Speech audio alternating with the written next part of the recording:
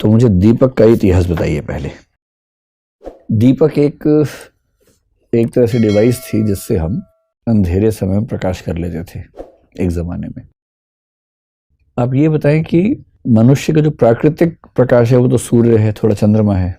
प्राकृतिक प्रकाश के अभाव में मनुष्य ने प्रकाश के अरेंजमेंट कैसे कैसे किया, इसका पूरा इतिहास 5 से 6 चरणों में समझाइए।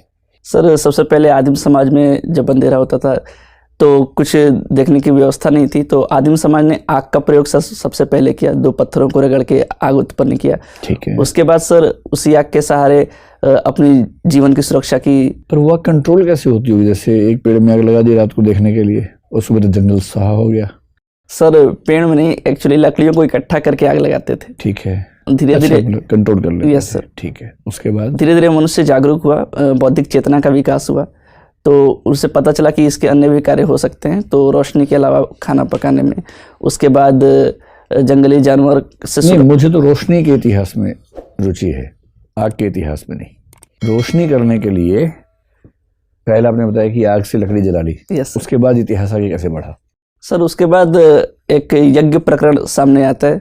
दिन के समय जो वैदिक समाज था, या उसके पहले जो हड़प्पाई काल थे, तो जब नवपाषाण काल में आग की खोजी, उसके बाद हड़प्पाई समाज में हम चरण में प्रवेश किए। उसके बाद सर आग से हमने ये देखा कि प्रकाश भी उत्पन्न किया जा सकता है, तो उसी को व्यापक मात्रा में एक दीप का प्रयोग करते हुए, जैसे मिट्टी के बर्तनों का चाक का प्रयोग करते हुए उसको प्रयोग में लाया गया, जिससे प्रकाश उपलब्ध हो सके। ठीक है। आगे जाकर इससे सर अग्नि को मतलब पूजा का महत्व दे दिया गया। अग्नि पूजन की बातें बार बार प्रकाश के इतिहास से अग्नि के इतिहास पे शिफ्ट हो जाते हैं। मैं केवल प्रकाश का इतिहास पूछ रहा हूँ आपसे, है ना? अब तक मैं 2 ही पॉइंट समझ पाया हूँ आपके निबंध में से। पहला ये कि आग जलाई हमने। Yes sir. ठीक है। दूसरा ये कि हमने उससे दीपक जला लिया। Yes sir. उसके बाद बताइए फिर क्या हुआ?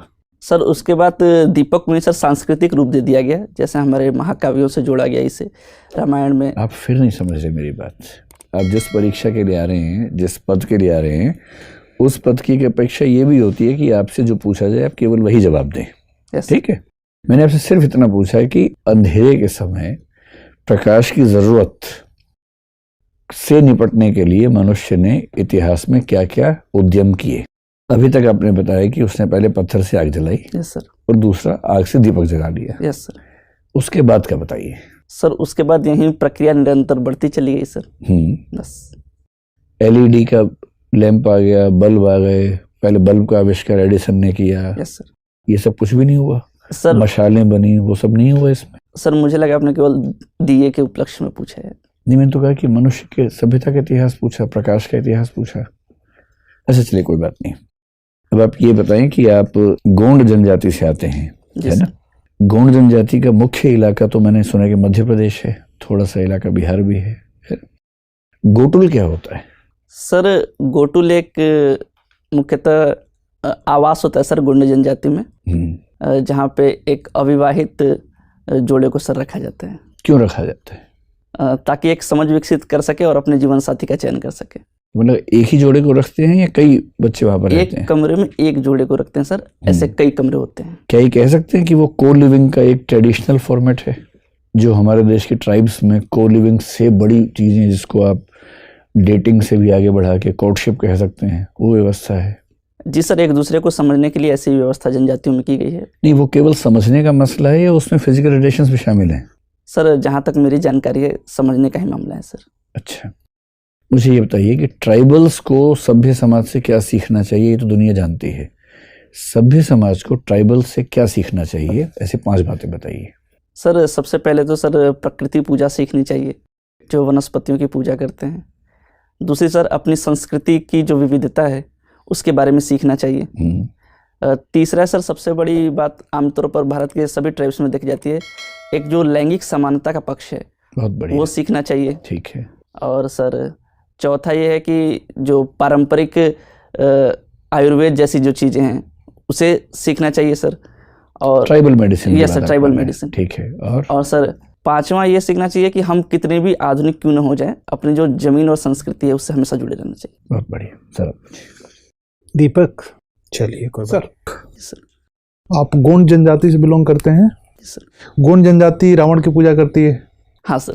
ऐसा क्यों? सर मुख्यतः ये मंदसौर के इलाके के जो गोंड जनजाति है वहाँ पे सर रावण की पूजा की जाती है। ऐसा माना जाता है कि जो मंदोदरी थी वो वहाँ की मतलब कि कन्या थी जिनका विवाह रावण के साथ हुआ था, तो इस वजह से रावण की पूजा की जाती है। रावण के कुछ नैतिक मूल्यों के बारे में बताएंगे जिसको जीवन में अपनाना चाहिए। सर रावण ने भले ही एक स्त्री का हरण किया लेकिन बिना उसकी अनुमति के उसे छुआ तक नहीं, ये उसका नैतिक मूल्य का सबसे बड़ा उदाहरण है सर। जो कि अपहरण कर लो, छुओ मत। नहीं, एक उसको अगर उसका वश चलता तो वो अपहरण करके कुछ बलपूर्वक कार्य भी कर सकता था, लेकिन उसने अपने संयम को दिखाया। तो इतना ही नैतिक था तो उसको पूछकर ही ले जाना चाहिए था कि चलना चाहती हो कि नहीं। जी सर, जरूर ऐसा करना चाहिए था।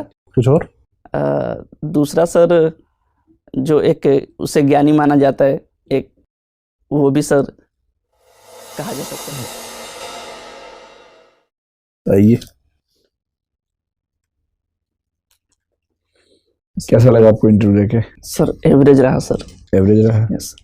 अब जैसे एवरेज रहा, ये खुशी की बात तो है नहीं, दुख की बात है, लेकिन आप इस पर मुस्कुरा रहे हैं। क्यों मुस्कुरा रहे हैं इस पर आप? सर अच्छा लग रहा है सर ऐसे इंटरव्यू देखे, बट रिजल्ट शायद एवरेज रहा। आपको क्या किसी ने सलाह दी है कि मुस्कुराना है बहुत ज्यादा इंटरव्यू में?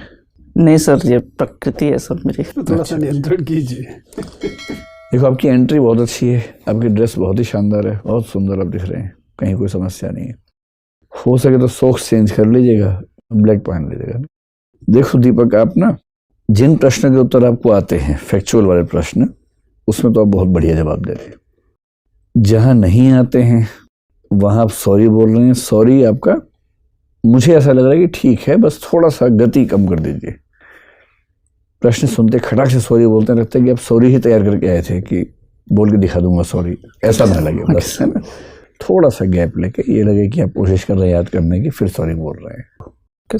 जितना मुस्कुराना चाहिए वहां मुस्कुराओ जहां मुस्कुराने की बात हो, वरना क्या होता है कि चुभता है। क्योंकि आपसे सीरियस सवाल पूछ रहे हैं और आप सुनते हुए मुस्कुरा रहे हैं, तो ऐसा लगता है कि आप इस भाव से देख रहे हैं कि हाँ पूछ रहे, क्या पूछेगा, बहुत देखे तेरे जैसे मैंने, ये भाव आता है मन में। तो वहां मुस्कुराहट चुभती है, उससे बचिए। बाकी अच्छी बात है कि आपकी एज कम है, कॉन्फिडेंस आप में ज़बरदस्त है, दिखते स्मार्ट हो। मेरा अनुमान है कि आपकी रेंज तो है बहुत शानदार। मुस्कुराओगे कम, डरोगे नहीं, इमेजिनेटिव किस्म के प्रश्नों पर अच्छा जवाब ज़रूर दोगे, भाषा ठीक रखोगे, तो